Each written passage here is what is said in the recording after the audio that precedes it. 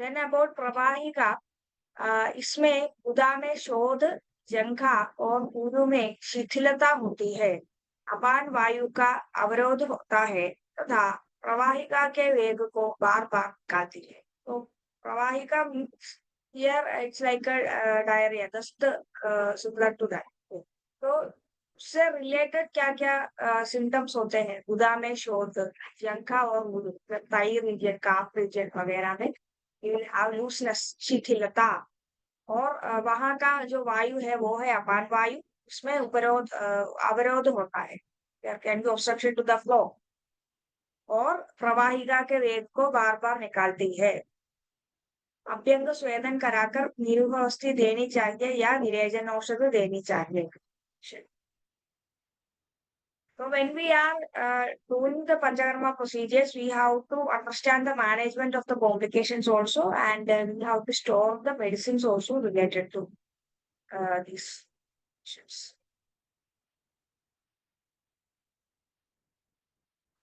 अगला है शिरोआर्ति, मतलब हेडेक।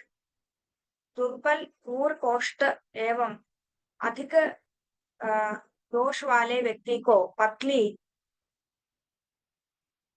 मृदु शीतल अथवा अल्प मात्रा में वस्तु देने से दोषों द्वारा आवृत होकर वह वायु को प्रतिलोम कर देती है। ग्रीवा मन्या में जकड़ाहट, कर्णनाद, कर्णबाधिल्य आदि की उत्पत्ति होती है। तो यदि जो व्यक्ति बहुत ही जिनका स्ट्रेंथ वीक है, को स्ट्रेंथ नहीं है और कॉन्स्टिपेशन वगैरह उनको रहता है और दोष प्रकोप अधिक रहता है, तो उस कंडीशन में यदि उनको वस्तु भी अल्प मात्रा में देते हैं तो जो वायु का नॉर्मल गति है उससे प्रतिलोम गति होकर we will have symptoms like neck related या बैक ऑफ द नेक, मतलब नेप ऑफ द नेक, वहां we are having obstruction या पेन या हमारे जो ईयर्स में पेन वगैरह हो सकता है। टिनिटस, कर्णनाद माने tinnitus, there will be ringing sensation in the ears, कर्णबाधिल्य रिलेटेड टू दैट। और उपचार क्या है? लवण युक्त तेल से अभ्यंग करना चाहिए। प्रथमन नस्य, टाइप ऑफ नस्य, नस्य types and all we will deal the next chapter. प्रथमन नस्य देना चाहिए, विरेचन या अनुवासन वस्तु देनी चाहिए। और अंगारती माने बॉडी पेन। तो अविधि बस्ती प्रयोग से अतियोग के लक्षण हो जाते हैं। दोषों का अतिशय निकलना, उदावर्त, तोद भेद etcetera types of pain oil, जम्भाई, ये लक्षण होते हैं। अंगों में जकड़न और वेदना होती। और उपचार, लवण तेल का अभ्यंग तथा स्वेदन करना चाहिए। विल्वादी तेल में लवण मिलाकर विरूप देते हैं। तत्पश्चात अवगाहन स्वेदन पश्चात विल्व तेल से अनुवासन वस्तु। और परिकर्तिका माने ये जो बहुत ही कटिंग तरह से जो पेन होता है, specially in the anal reason, से परिकर्तिका कहते हैं। मृदु कोष्ठ वाले, अल्प दोष वाले व्यक्ति को रूक्ष, तीक्ष्ण तथा अति मात्रा में यदि वस्तु दिया जाता है तो उदा में काटने जैसी पीड़ा होती है, जिसे परिकर्तिका कहते हैं। इसमें त्रिक, वस्ती, वंक्षण और नाभि में शुरू होता है, मतलब हमारा जो स्पाइनल कोक्लिजियल रीजन, स्पाइनल कॉर्ड के जो टेल को, तो वहां पर और वस्ती रीजन, ब्लैडर के रीजन या स्क्रोटम के रीजन या नाभि में देयर कैन बी पेन। उपचार क्या है? मधुर और शीत औषध का प्रयोग।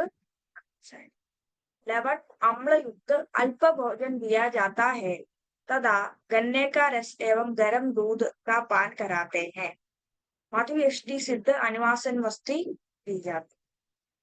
और परिस्राव माने कैन बी सेक्रेशन। सो उत्तज रोग में उष्ण, तीक्ष्ण, लवण अम्ल संयुक्त वस्तु देने से गुदा में दाह होता है, देयर कैन बी जलन इन द गुदा रीजन। तो अनेक वर्ण युक्त पित्त और रक्त का स्राव होता है, ब्लीडिंग वगैरह भी होता है, मूर्छा बार बार होती है, there can be fainting repeated. इसका उपचार क्या है? गुदा पर जात्यादि तेल लगाए ताकि वह हीलिंग हो जाए, ब्लीडिंग वगैरह जो है उसे रोककर there can be should be healing. शीत और मधुर द्रव्यों से सिद्ध जल का अभिषेक करना चाहिए, वो भी क्या करता है? Due to its coldness it is having the property stop the bleeding. मधुर शीत एवं रक्त पित्तज्ञ, ये जो ब्लीडिंग की समस्त चिकित्सा है वो तो यहाँ जो 12 व्यापक के बारे में कहा है, अयोग व अधियोग के कारण 6 ईच देयर आर उपद्रव। तो अयोग में आता है अयोग क्लम आत्मान प्रवाहिका शिरशु, और अधियोग में आता है अधियोग हिक्का प्राप्ति अंगर्ति परिगर्ति और अगला बस्ती व्यापत्तियां माने ये जो कॉम्प्लिकेशंस ड्यू टू नेत्र प्रणदांजन, मतलब बाय द प्रयोग ऑफ वस्ती नेत्र इन इफेक्टिव वे, जैसे नेत्र चालित हिलना, नेत्र विवर्तित उड़ना, मतलब it's like an instrument only, no? So when we are using that, if there is any problem, if there is any problem in our handling of that equipment, तो उससे there can be complications. नेत्र पार्श्व पीड़ित, पार्श्व दबना, नेत्र अत्युक्षित, ऊपर उठना, and नेत्र नेत्रावसन्न, नीचे दबना, और तिरछा मतलब it is moving into the sideways. Okay, there should be a target organ into that it is introduced, but when it is not having the correct procedure, it is having complications. और नेत्र दोष माने ये जो अधिस्थूल कर्कश अवनत वगैरह, ये related to ये जो नेत्र के स्ट्रक्चर से रिलेटेड प्रॉब्लम्स होते हैं। यदि उसका बेस वगैरह चौड़ा ज्यादा है या बहुत ही कम उसका सरकमफ्रेंस है, उसका जो टिप है वहां, यदि उसका जो मेटल है वो बहुत ही सूक्ष्म है या आदि छिद्र होल्स वगैरह इसमें ज्यादा है, या बहुत ही इसका लेंथ वगैरह यदि बहुत ही कम है या बहुत ही ज्यादा है, all these things similar to that there are troubles. They will deal all of them here. वस्ती दोष माने ये जो वस्ती का जो in the earlier era urinary bladder was used for this of animals, है ना? तो इसीलिए इवन द एनिमल्स के जो ब्लैडर है वहां यदि ये जाल वगैरह होते हैं, मतलब सिरा जाल वगैरह होते हैं, तो वो भी एक, और ये जो स्मेल वगैरह अच्छा नहीं है, मतलब दुर्गंध है, वो भी एक दोष माना जाता था। तो similar to that such things here also they have mention.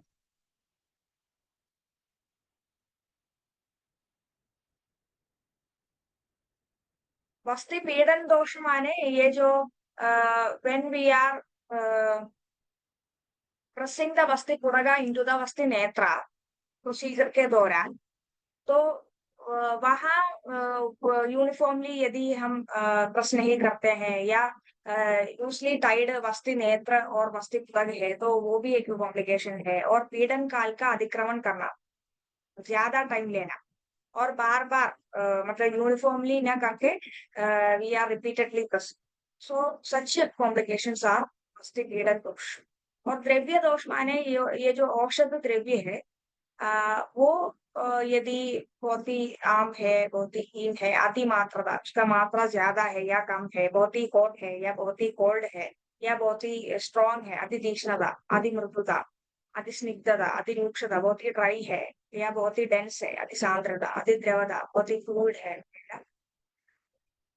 शैया दोष माने सिर नीचे रखना, सिर ऊंचा रखना, मतलब ये जो पेशेंट है उनका जो पोजीशन है, जो लिटाया जाता है, यदि उस पोजीशन में, उस पोस्चर में देयर आर कॉम्प्लिकेशंस, तो वो यहाँ आता है। पेट के बल लेटना, रीढ़ के बल लेटना, सिर सिकोड़ कर रखना, बैठे रहना तथा दक्षिण पार्श्व की ओर गया, making the poster.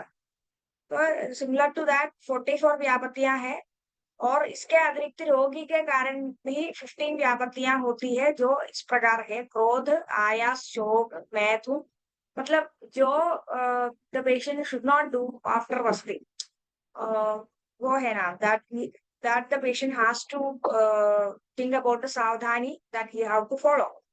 But if he is not having that and he is afflicted with the shoga, krodha, etc. emotions, then that also becomes a dosha. Krodha, ayas, shoga, maithun, viva swapna, day sleep, ucha sampashan, jnana, chirasan. Matlab, if he is sitting in the same posture, or he is very much traveling, और शीतोदक seven, मतलब cold water वगैरह ज्यादा पीना, चिरस्थान, वातावरण seven, exposure to wind और heat, विरुद्धातिशन, food वगैरह विरुद्धाहार खाना, साथ में भोजन और अप्रमाण भोजन, नॉट इन करेक्ट क्वांटिटी वगैरह।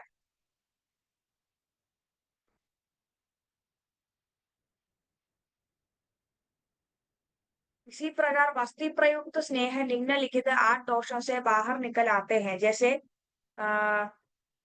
भोजन द्वारा दबाए जाने पर, मल व्यामिश्र होने से, दूरानुपृष्ट होने से, अश्विन होने से, अनिष्ट होने से, अल्प भोजन से तथा अल्प स्नेह से।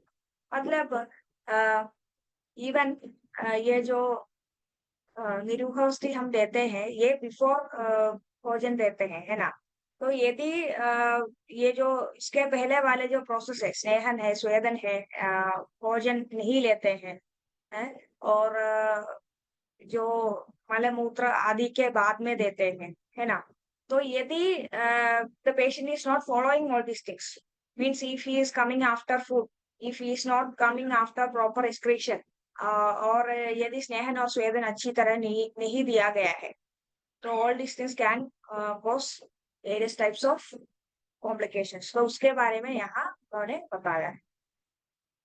तो इसके अतिरिक्त वेद की असावधानी से 9 व्यापतियां और होती है, जैसे अयोग, आत्मान, परिवर्तिका, परिस्राव, प्रवाहिका, हृदय उपसरण, अंग ग्रह, अधियोग और जीवादान। जीवादान माने ब्लीडिंग।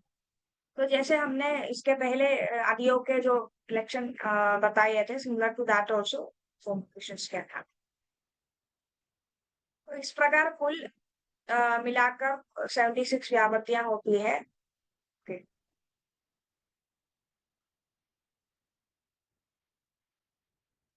तो जिस पुरुष को वस्ती देनी हो, उसे भली भांति समझा देना चाहिए, और उक्त दोषों के लिए सावधानी we have to follow, and we have to counsel them also। और वस्ती प्रणेता जन्य उपद्रव एवं उपचार, गुहा में वायु प्रवेश, मतलब वहां गैस यदि फील हो जाता है तो गुदा, असावधानी से वस्ती देने के कारण वस्ती द्रव्य के साथ वायु भी गुदा में प्रविष्ट होता है, तो शूल, पेन और सुई चुभाने वाली पीड़ा उत्पन्न होती है। तो गुदा का मृदु स्वेदन, स्नेहन स्वेदन, और वस्ती नेत्र का शीघ्र प्रवेश या निष्कासन, यदि it is inserted too fast और स्लो। वस्ती नेत्र के शीघ्रता से प्रविष्ट करने या निष्कासन से मतलब शीघ्र एंट्री या एग्जिट। गुदा, वंशन, जंघा, ऊरू और कटिंग, मतलब लोअर रीजन में जो भी एरियाज हैं, वहां सभी पेन और मूत्राघात वगैरह होता है, ट्रॉमा टू यूरिनरी ब्लैडर वगैरह, या related conditions related to urinary bladder क्या कहते हैं।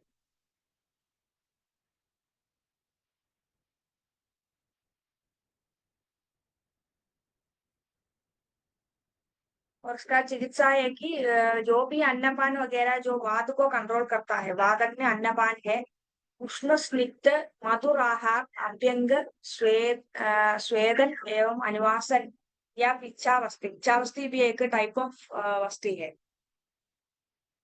Should give. और तिर्यक प्रवेश माने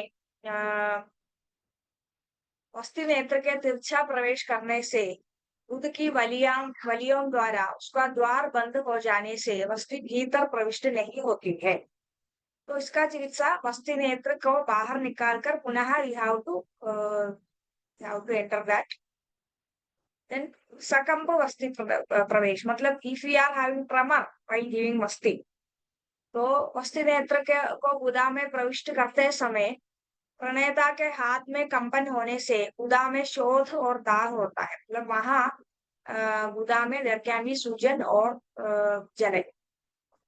चिकित्सा में लौत्र, त्रिफला, मोचिरस, धातकी पुष्प, खदिर त्वक आदि से सिद्ध क्वाद, काढ़ा आदि की वस्ती देनी चाहिए तथा उनके ही क्वाद से गुदा का परिक्षेप भी करना चाहिए। और अधिमात्र प्रवेश, ये यदि अधिमात्र है, बहुत ही मात्रा में यदि दिया जाता है, वस्ती नेत्र को अधिक अंतर तक प्रविष्ट करने से गुद वलियों में व्रण होता है, there can be ulceration in the ध्वनि, जिससे गुदा में वेदना, दाह और गुद भ्रंश, there can be rectal prolapse also। तो चिकित्सा में पिच्छा वस्ती या क्षीर वस्ती देते हैं। गुदा में व्रण रोगण औषध जैसे जात्यादि विरुद्ध या तेल का एप्लीकेशन या बीजू धारण करते हैं। बीजू माने ये जो कॉटन पैड, तो उसमें तेल लगाकर या घृत लगाकर we are applying in that region, वहां वहां पर रखते हैं, वो है। और अति बाह्य या अति मंद वस्ती, वस्ती नेत्र अधिक बाहर रखने से वस्ती द्रव्य शीघ्र लौट आता है और बहुत धीरे धीरे वस्ती देने से वह पक्वाशय तक नहीं पहुंच पाता है। तो इसके चिकित्सा है कि you have to give that technique, दूसरी वस्ती। और अतिवेग से वस्ती दान, मतलब यदि बहुत ही फास्ट वी आर डूइंग, बहुत वेग से वस्ती देने पर वस्ती द्रव्य आंत्र में शोभ हो जाता है, वहां in the intestines it will cause irritation, जिससे आमाशय में भी शोभ होकर सर्दी की संभावना होती है, there can be chances for vomiting. चिकित्सा, इसमें गले पर मृदु अभ्यंग करना चाहिए, विरेजन औषध देते हैं, रुचिकर एवं पाचन औषध देनी चाहिए। अगला है यापन वस्ती के उपद्रव। पंचकर्म चिकित्सा के समय आदुर को उच्चैर भाष्यादि 8 महादोषकर आपत्तियों का त्याग करना चाहिए। यदि इन परिहारियों का ठीक तरह से पालन न किया जाए तो अनेक व्यापक उत्पन्न होते हैं। तो यह पंचकर्म में ऐसा ही परिहार्य महादोषकर विषय है। यदि परिहार काल में मैथुन किया जाए तो बल नाशादि विकार उत्पन्न होते हैं। तो एक्सेसिव इंटरकोर्स वगैरह भी उस टाइम पर नहीं किया जा सकता है। इन विकारों की चिकित्सा यापन वस्ती द्वारा की जाती है। यदि ये रिलेटेड कॉम्प्लिकेशंस होते हैं तो यापन वस्ती एक सज्ज ट्रीटमेंट है। यापन वस्ती अधिक देने से भी उपद्रव उत्पन्न होते हैं। यापन वस्ती में भी व्यायाम, मैथुन, मद्य, मधु, शीत जल, शीत भोजन, क्षोभ, इनका त्याग करना चाहिए। यापन वस्ती के उपद्रव निम्नोक्त। तो if yapan vasti is not given properly, then this can happen. शोध, अग्निनाश, पांडु, शूल, अर्श, परिकर्तिका, ज्वर, अधिसा। तो चिकित्सा में दीपन पाचन औषध देना चाहिए और अरिष्ट योग, फर्मेंटेड जो ऑपरेशन है आयुर्वेद में उसको अरिष्ट कहते हैं, और क्षीरपान, सीधु वगैरह का सेवन करवाएं। तो यापन वस्ती का उचित काल में प्रत्यावर्तन न होना, यह भी एक व्यापक है। तो यापन वस्ती जब हम देते हैं तो यदि ये भी शरीर के बाहर प्रॉपर टाइम पे नहीं आता है तो that is also another complication. तो यदि बहुत मृदु औषधि से सिद्ध यापन वस्ती दी जाए तो वह शीघ्र ही वापस नहीं आती।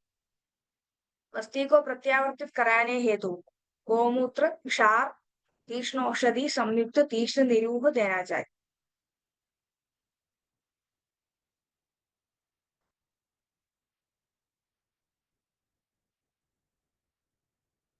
और वस्ती परिहारी विषय और काल, तो मतलब परिहार्य काल वगैरह, मतलब यदि हम वस्ती को 8 दिन देते हैं तो into twice 16 days we have to see the pathya and all these things in our diet and lifestyle, then only you will get proper result.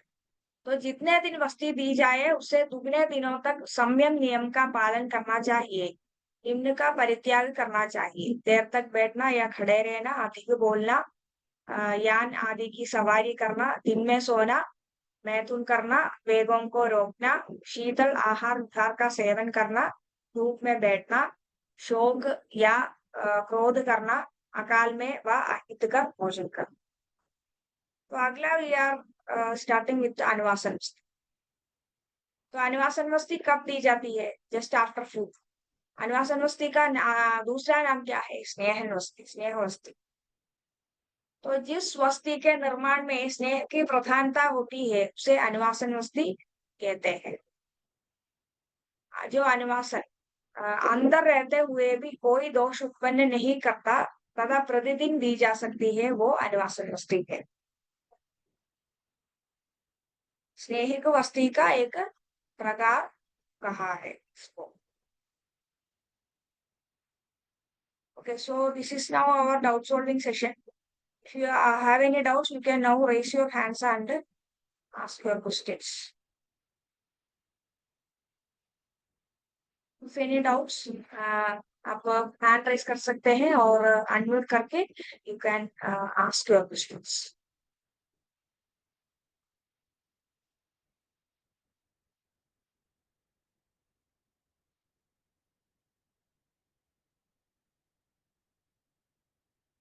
So when we are studying about the Panchakarma, then you can find a pattern in everything, है ना? मतलब पूर्व कर्म, प्रधान कर्म, पश्चात कर्म करके there are 3 steps. पूर्व कर्म में somewhat similar only, but इसमें क्या difference है? The instruments and materials used. ना ही difference है, लेकिन उसका जो steps वगैरह जो लिखते हैं वो same only. और प्रधान कर्म में that is different only. But in the complications and indications and contraindications, तो उसमें भी common points, many of them are having common points. For example, ये जो contraindications है, जो गर्भिणी है, ये बाल वृद्ध, जो सुकुमार देह प्रकृति वाले हैं, उनको many of the panchakarma is not possible, है ना? उन्हें नहीं दिया जा सकता है। और इंडिकेशंस में मतलब ये जो स्नेहन स्वेदन वगैरह definitely it will come before Panchakarma. मतलब Panchakarma, for example a person is how to be given विरेचन या हाउ टू बी गिवन मस्तिष्क, तो उसके पहले स्नेहन और स्वेदन दे शुड बी गिवन। तो वो इंडिकेशन ऑफ स्नेहन और स्वेदन में जो व्यक्ति को विरेचन देना है, जो व्यक्ति को वमन देना है वगैरह इंडिकेशंस में आता है इन स्नेहन और स्वेदन। और पश्चात क्रम में भी संसर्जन क्रम वगैरह कॉमन है मेनी ऑफ देम। और ये जो परिहारी विषय के बारे में कहते हैं कि बहुत ही मतलब बहुत ही ट्रैवल करना या बहुत ही आवाज में बात करना, या डे स्लीप या नाइट अवेकनिंग वगैरह, all these things should not be done. So like that, if we are finding the common things, then the note becomes very and short. So the what are the main types and what are the main doors and what are the main instruments to be listed. So that only needs to be studied in that depth. Okay. So if no doubts, we can continue.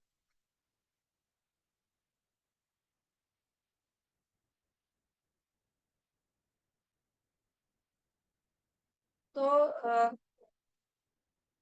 इसको स्नेहावस्थी कहते हैं और इसकी मात्रा 3 पल होती है, अनुवासनावस्थी भी कहते हैं।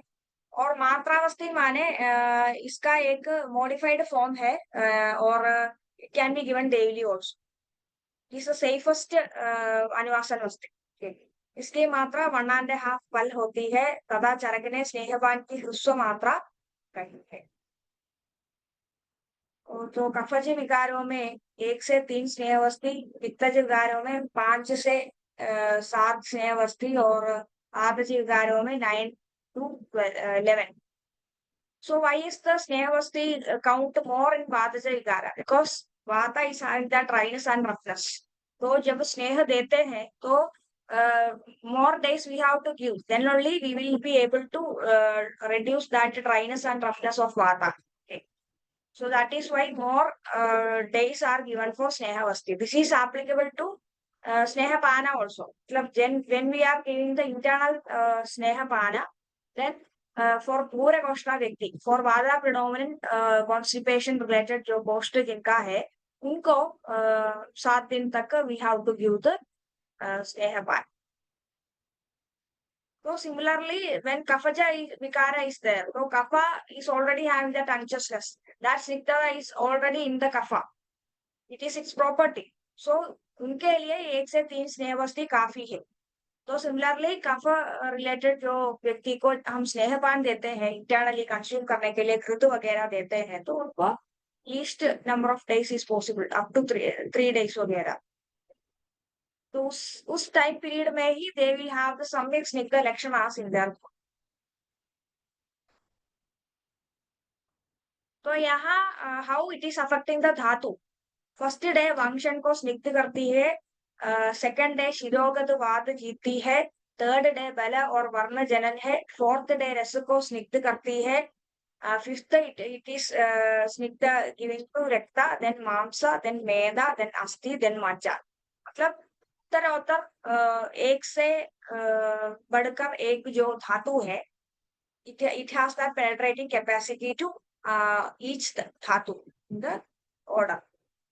तो इस तरह 9 वस्तियां देकर इसी क्रम में पुनः परिहार क्रम में 9 वस्तियां, इस प्रकार 18 वस्ती देने से इसके बाद जो व्यक्ति है वो हाथी समान शक्तिशाली तथा घोड़े के समान वेगवान हो जाता है. तो it's like in many of Ayurvedic text we are having certain certain similes to strengthen the viewpoints of the author.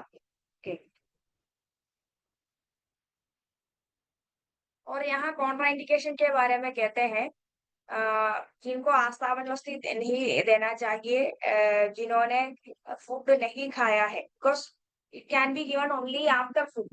Then श्लीपद और नवज्वर. श्लीपद माने फिलेरियासिस और नवज्वर माने जो रिसेंट ओरिजिन जो ज्वर है विद इन 7 days. और पांडु कामला जॉन्डिस रिलेटेड डिसीजेस.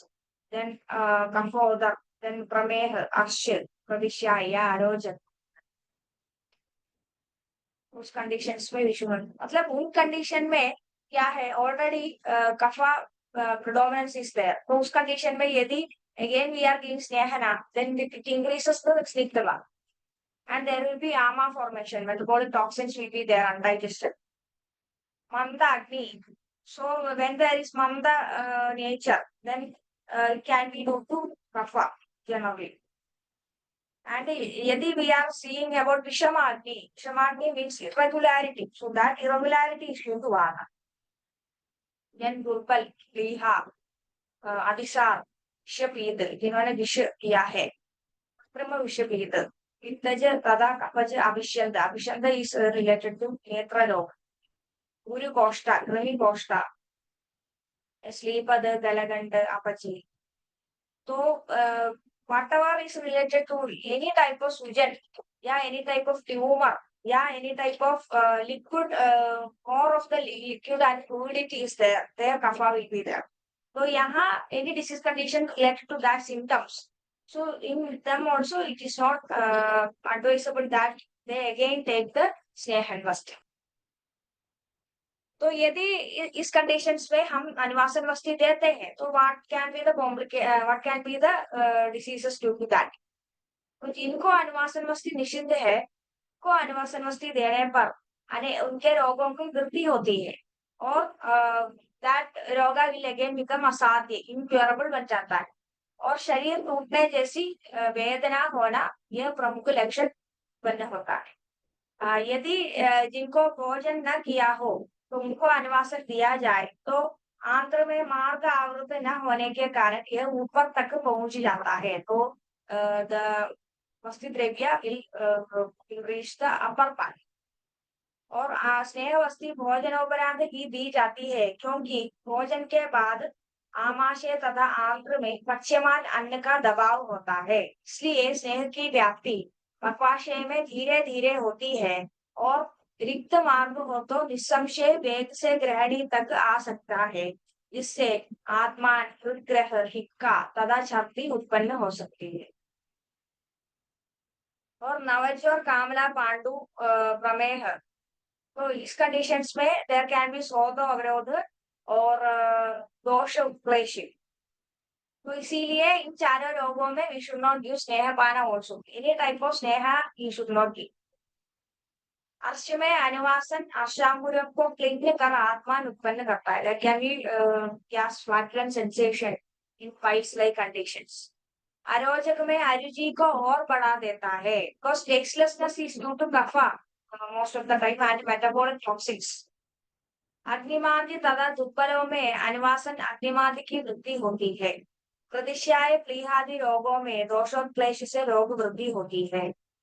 कृमि कोष्ठ में कृमि निर्हरण पूर्व स्नेहवस्ती देने से कृमि बाहुल्य के कारण तथा निर्हरण नहीं होने के कारण कृमि ऊपर की ओर गमन कर हृदय आकर्षण करते हैं, तो it can affect the upper regions also, ऐसा कहते हैं आ जाएगी। आट्यवाद में स्नेह वस्ती देने से आम वृद्धि होती है, तो wherever there is sujan, wherever there is ama, indigestion, metabolic toxics और such conditions, तो इसको बढ़ा देता है यदि again we are giving the स्नेह। अगला है किस व्यक्ति को दे सकते हैं, जो आस्थापन योगी होते हैं वो भी अनुवासन के योगी होते हैं, और विशेष रूप से अत्यंत रूक्ष शरीर वाले, मतलब ये जो काढ़ा वाला जो आस्थापन वस्ती है या कषाय वस्ती है वो रूक्षता को इंक्रीज करता है, लेकिन अनुवासन वस्ती स्नेह वस्ती है इसीलिए वो रूक्षता को डिक्रीज करता है। तो इसलिए अत्यंत रूक्ष शरीर वाले, तीक्ष्ण जठराग्नि वाले, केवल वातज व्याधि से पीड़ित जो व्यक्ति है उनको अनुवासन वस्ती ज्यादा सूटेबल रहेगा। What is the dosage? निरुआ वस्ती के प्रमाण से चतुर्थांश भाग 1/4 भाग स्नेहावस्थी जाता है।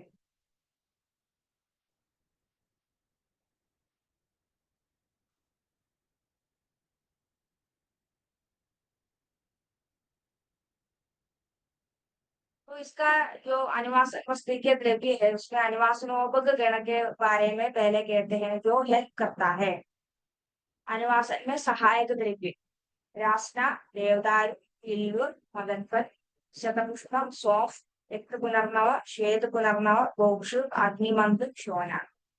तो इनमें से कुछ are related to common viration, the other vasti also. So you can prepare a table, the all the regias and these used in which is common also you can spot out like that. और आस्थापन और अनुवासन कर, इसमें जो बहुत अतिसार आप तो निम्नलिखित औषधियों के बाद आस्थापन के लिए तथा उसके सिद्ध स्नेह अनुवासन के लिए, मतलब आस्थापन के लिए उसका काढ़ा यूज करते हैं, अनुवासन के लिए उससे प्रिपेयर जो तेल है उसको यूज करते हैं। पाटला, अग्निमंद, हिल्व, शोना, काश्मीरी, शालवर्णी, कृष्णवर्णी ये वगैरह देशमूल में आते हैं। छोटी कटेरी, बला, गोक्षु, बड़ी कटेरी, एरंट, नरनवा, यव, कुलत्थ, ओल, रूचि, मदनफल, पलाश, तृण, स्नेह, लवण। देन अनुवासन विधि।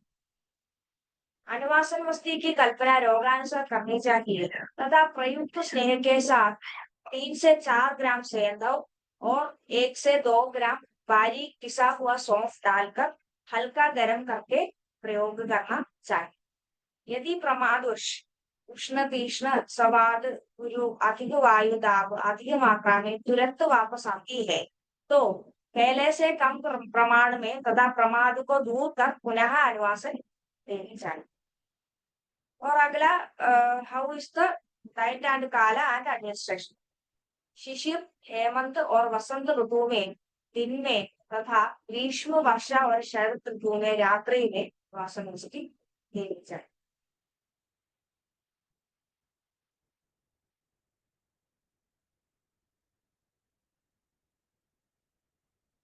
वमन आदि पूर्वक जब वस्ती का प्रयोग करना हो तो विरेचन के बाद 9वें दिन अनुवासन का प्रयोग करना चाहिए।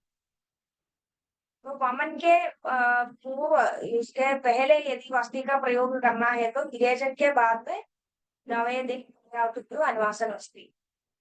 तथा आचार्य सुश्रुत ने विरेचन के बाद 7वें दिन बल की उत्पत्ति तथा संसर्जन क्रम पूर्ण कर प्राकृत भोजन पर आने के बाद देने को कहा है। और auspicious before after food scheme, अनुवासन वस्ती भोजन के बाद देनी चाहिए, अर्थात आर्द्र पानी। भोजन करने के पश्चात हाथ धोते हुए गीले हाथ को तब धोना चाहिए। ये इसके गुण क्या है? बल वर्णप्रद मन प्रसादन पुष्टिकर वीर्यवर्धक, जो हमारे ये जो शुक्र या पोटेंसी वगैरह है उसको भी बढ़ाता है। वाद की रूक्षता, लघुता और शैत्य विनाशक और वाद के रोगों की अनुवासन वस्ती श्रेष्ठ चिकित्सा है। जिस व्यक्ति को अनुवासन वस्ती देनी हो उसे भोजन के तुरंत बाद ही वस्ती देनी चाहिए और भोजन के बाद अधिक विलंब न करे। भोजनानंतर 100 या 200 कदम टहलने के बाद वस्ती देनी चाहिए। भोजन की मात्रा 3/4 ही देनी चाहिए तथा भोजन न अधिक स्निग्ध न अधिक रुक्ष होना चाहिए। पूर्व कर्म के अन्य सभी कर्म निरूप अवस्थी में वर्णित पूर्व कर्म समान है। तो अगला क्या है एडमिनिस्ट्रेशन में के बारे में। तो एक साथ दो मार्ग अर्थात मुख व गुद मार्ग में स्नेहन करने से वात व अग्निदुष्ट होती है, इसलिए जब स्नेहवान प्रयोग कर रहे हैं तो अनुवासन वस्ती का प्रयोग नहीं करना चाहिए। केवल निरूप या केवल अनुवासन अधिक प्रयोग नहीं करना चाहिए, क्योंकि केवल अधिक अनुवासन से अग्निवान तथा निरूप अधिक प्रयोग से वाद प्रकोप होता है। मतलब we are having a combination of अनुवासन और निरूपावस्थी है ना। So why is that combination there? Because only निरूपावस्थी या only अनुवासनावस्थी if it is given continuously, then उससे क्या होता है, शरीर में रुक्षता या शरीर में अग्निमांदी वगैरह ज्यादा होता है, वात प्रकोप वगैरह होता है। तो इसीलिए we are having that schedule। परंतु यदि अत्यंत रूक्ष शरीर, तीक्ष्ण अग्नि, नित्य व्यायामशील, वंशन श्रोणी में अत्यधिक आधिक्य उदावक्त हो तो प्रतिदिन अनुवासन की जा सकती है, लेकिन वी कैन गिव अनुवासन स्पेशली मात्रावस्था। इस प्रकार के आदिरों स्नेह का पाचन ठीक उसी प्रकार होता है जैसा बालुका पर जल शोषित हो जाता है। मतलब if you are putting some water on the sand तो वो ड्राई हो जाता है easily due to that heat. So similarly, it is a simile they have given.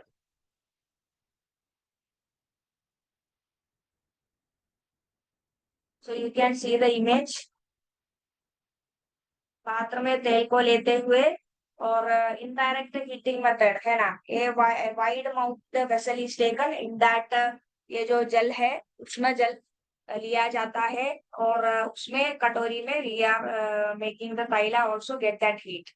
तेल को सीधा अग्नि पर गर्म न कर उष्ण जल द्वारा गर्म करना और we are filling it into the syringe.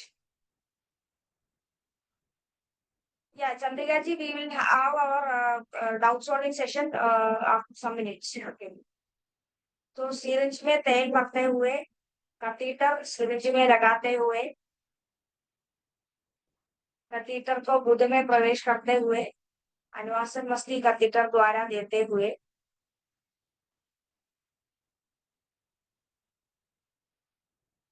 तो आर्द्र पानी अवस्था में रोगी को वाम पार्श्व लिटाना चाहिए। तो यहाँ भी वो जो पोजीशन है वो सेम है तथा उसका बायां पैर सीधा तथा बाहिना पैर वंशन तथा जांघ संधि से मोड़कर बाएं पैर पर रखना चाहिए। रोगी को अपने हाथ का सिराहना लगाने को कहे, फिर अस्थि नेत्र तथा गुदा को स्निग्ध करके अनुपृष्ठ वंश दिशा में, मतलब in the spinal that the spinal direction, the direction of the spinal cord we have to give the अस्थि नेत्र प्रविष्टि करना चाहिए। वस्ती देने के बाद 100 अंक गिनने तक रोगी को सीधा लिटाकर रखना चाहिए तथा पैर के तलवे श्रोणि मंडल पर मृदु अभ्यंग कर थपथपा लगानी चाहिए।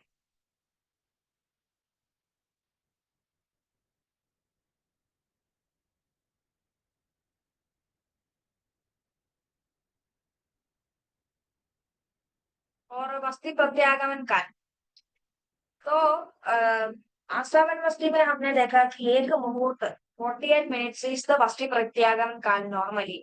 और यहाँ है कि 3 याम स्नेहावस्थी देने के बाद यदि स्नेह 3 या 9 घंटे तक भीतर रुक रहे तो उसका कार्य समुचित हुआ है ऐसा understand.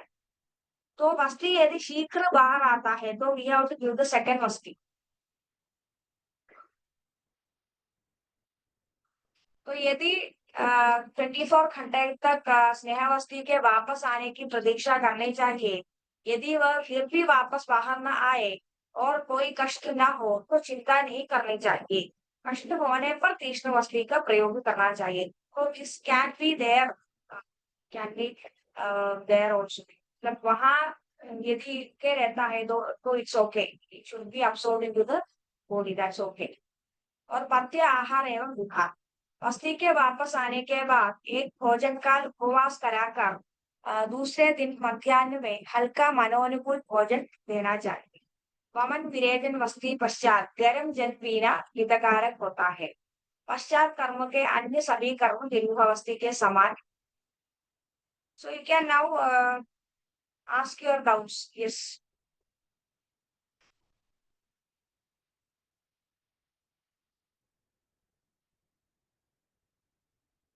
any doubts, can raise your hands and unmute yourselves and ask.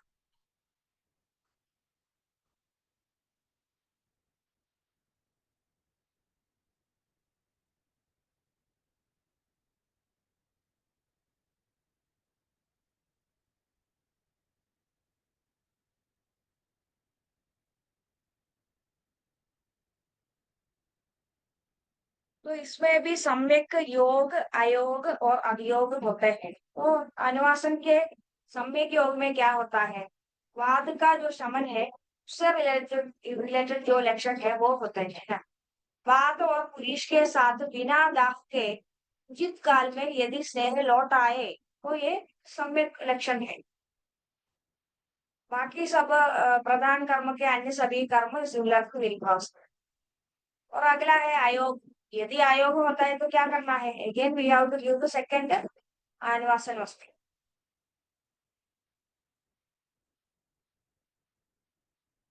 अनिवासन वस्ती आयोग होने पर शरीर के लोअर पोर्शन में अधो भाग में पीड़ा होती है, शरीर में रूक्षता व खरता होती ही है, मतलब वाता रिलेटेड ड्राइनेस और roughness will be there still. मल मूत्र एवं वायु का स्तंभन होता है। देन अधियोग यदि होता है तो क्या होता है, अधियोग में जी मचलाना, देन मोह क्रम, शरीर शैथिल्य, लूजनेस ऑफ द बॉडी, ऊंचा, उदा में कैंची की काटने की समान पीड़ा वगैरह। और अगला है जी इससे रिलेटेड कॉम्प्लिकेशन और उसका मैनेजमेंट। स्नेहवस्ती देने में असावधानी के कारण 6 प्रकार के उपद्रव होते हैं। स्नेह का वाद से आवृत होना, स्नेह का पित्त से आवृत होना, कफ से, अन्न से, मल से, और अभुक्त दत्त। अभुक्त दत्त माने क्या है, विदाउट हैविंग फूड ये स्नेहवस्ती इज गिवन, तो उससे जो कॉम्प्लिकेशंस होते हैं वो। पहला है वात आवृत से, मतलब ये स्नेह द्रव्य को द इन्फ्लुएंस ऑफ वाता या पित्ता या कफ या मल या अन्न से इन्फ्लुएंस आवरण रहता है, सराउंडेड बाई, एनसर्कल्ड बाई, ऐसे रहता है तो क्या होता है, वाद रोग में अल्प एवं शीत स्नेहावस्थी फितवाद से आवृत हो जाती है और उसका प्रत्यागमन यथा काल नहीं हो पाता है, तो it will not come back at the right time. तो इसके कारण क्या होता है, मुख में कषायता, there will be bitter sensation या स्वच्छ type of sensation in the हमारे जो मुंह में। देन जृंभा योनि, वादज विचा पेन कंपन तथा विषम जो ज्वर वगैरह है दैट कैन हैपन। तो इसका चिकित्सा सस्नेह अम्ल लवण युक्त रासनादि निर्कोष्ठी देनी चाहिए या रासनादि तेल पंचमूल क्वाथ और गोमूत्र तथा अम्ल द्रव्य की वस्ती देनी चाहिए that has the capacity increase the water.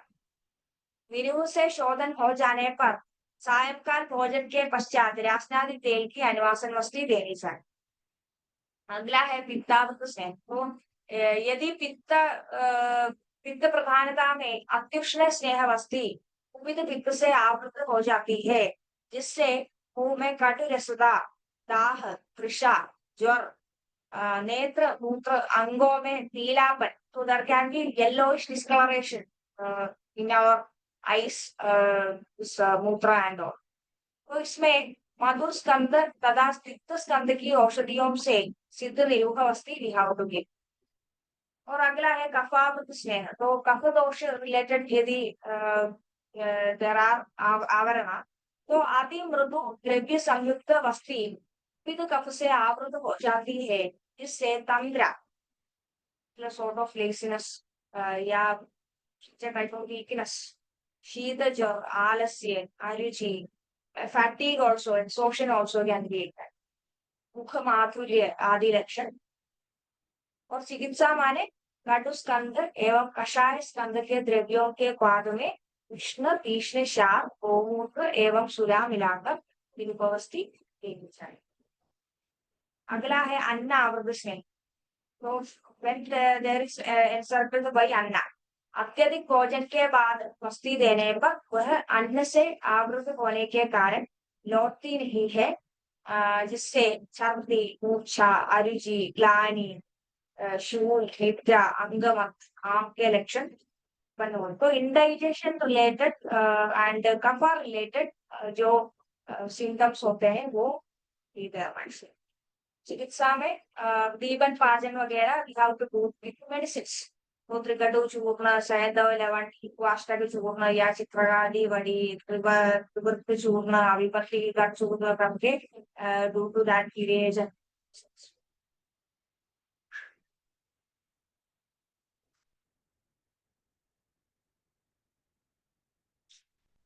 अगला है पुरीषा आवृत स्नेह। डू टू दैट आवरणा बाई पुरीषा फीकल मैटर। और वस्ती देने के पहले यदि मूत्र पुरीष वेगों के से निवृत्त नहीं की गई हो, तो स्नेह पुरीष से आवृत हो जाता है। इसके कारण मल मूत्र अथवा वायु की रुकावट, पक्वाशय में भारीपन, आत्मा हृदय श्वास और शूल होता है। तो चिकित्सा में स्नेहन स्वेदन करते हैं, गुदा में फलवर्ती का प्रयोग करते हैं ताकि एलिमिनेशन ऑफ द पुरीषापस्य। श्यामा प्रवृत्त द्विवादी सिद्ध विरूहावस्ती देकर पुनः अनुवासन वस्ती देनी चाहिए। दीपन पाचन चूर्णों का प्रयोग करना। और अभुक्त वस्तीदान माने बिना भोजन कराए वस्ती देने से उदा से पक्वाशय तक का मार्ग रिक्त होने से दिया हुआ स्नेह वेग पूर्वक कंठ में आकर, मतलब without having food we are giving वस्ती, तो कंठ में आकर बाहर आ सकता है। इसमें अंगगत बॉडी पेन और साल मुख में स्नेह दर्द, श्वास श्वास और अरुचि वगैरह। चिकित्सा श्यामा प्रवृत्त आदि वस्ती में यव कौल कुलत मिलाकर विरूह वस्ती वी हैव टू गिव। गले को हाथ से मृदु सहलाए, we have to slowly rub the गला नेक। विरेजनते तथा सर्दी नाशक चिकित्सा वी हैव। अगला आता है मात्रा वस्ती। तो यह स्नेह वस्ती का ही एक प्रकार है। इसमें स्नेह की उच्च मात्रा डोसेज इज गिवन। तो मात्रा वस्ती का प्रमाण 1.5 वाला 72 ग्राम। बाकी सभी विधि सिमिलर को अनुवासन वस्तु। तो ये सदा प्रयोग योग्य है। We can give it any time all kinds of people. इसकी मात्रा कम होने से निरापद है। यदि मात्रा कम हो जाए तो भी कॉम्प्लिकेशंस नहीं होते हैं। इसके साथ निर्भर देने की आवश्यकता नहीं होती है। मतलब निरुपवस्थी के साथ में ऐसा देना चाहिए, ऐसा एक रूल इसमें नहीं है। Can be given alone also. तो लोकानुसार तेल या घृत में अल्प लवण मिलाकर मात्रावस्थी देते हैं। भोजन उपरांत ही मात्रावस्थी देनी चाहिए, आफ्टर फूड। तो इन नॉर्मल वस्ती या नॉर्मल पंचकर्मा जिनको नहीं दिया जा सकता, कंडीशंस में भी मात्रावस्थी इनको दी जा सकती। कार्य करने, व्यायाम करने, भार ढोने वाले या चलने से थके हुए, मद्यपान करने वाले, अधिमैथुन वाले, क्षीण दुर्बल वातरों से पीड़ित व्यक्ति को मात्रावस्थी देनी चाहिए। इसके प्रयोग में कोई पथ्य परिहार की पाबंदी नहीं है। यह वस्ती बाल, वृद्ध, राजा, सुकुमारों के लिए भी विशिष्ट है। तो यह ब्रह्मण करती है, नरिशमेंट करती है और वात रोगों का शमन करती है।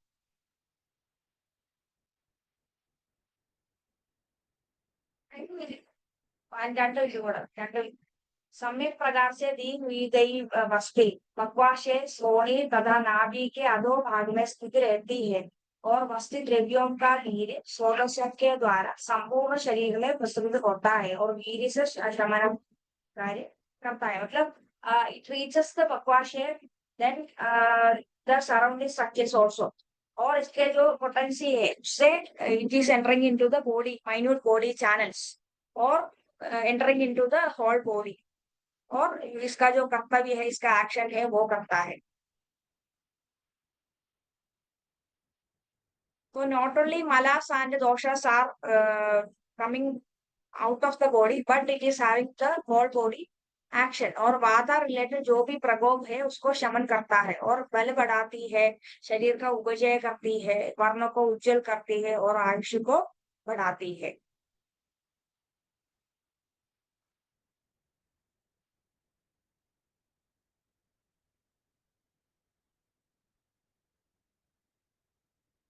So in the next thing, we will deal with the next chapter.